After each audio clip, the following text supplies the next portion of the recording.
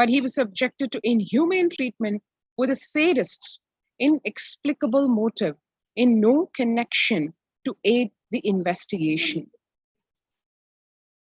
Literally, in a case of both downward internal displacement and external displacement of responsibility and trivialization, meaning the responsibility, which is expected to be with the top brass officials, just gets conveniently and justifiably displaced down to the lowest officers, who naturally are not aware of what the bigger picture is and the intentions are.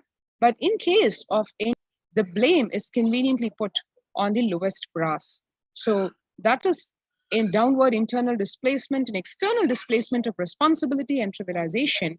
The CID, for what is called enhanced interrogation, created a special cell which was on record ordered to install real harsh lighting and give a freaky Matrix movie-like effect in the work order.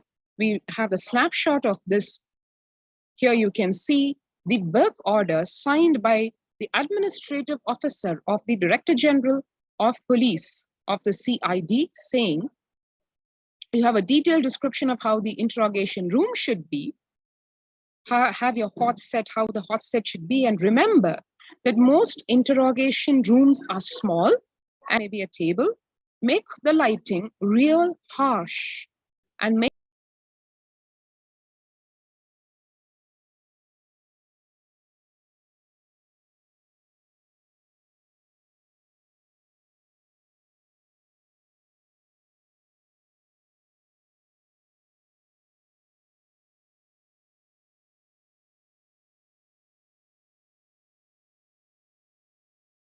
the room real drab, unless you're going for a freaky effect like in the Matrix. So the intention was very clearly torture and break the Supreme Pontiff of Hinduism by giving either an extremely depressing setup or a freaky movie, Matrix movie-like effect. So the room was created for the singular purpose of interrogating the Supreme Pontiff of Hinduism and never used again. The cell was actually fitted with special CCTV cameras, the footage of which would then be given to the media, which would air the video and publish it on their websites, which by definition, interrogation is supposed to be absolutely confidential and not go outside the hands of the police. The footage had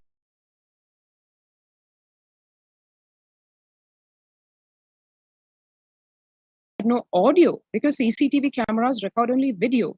And yet the television channels, after getting the footage from the CID, the police, they added their own audio and subtitles and made a defamatory and absolutely self-incriminatory footage that was aired across all television channels so that massive hate propaganda could be spread against the Supreme Pontiff of Hinduism.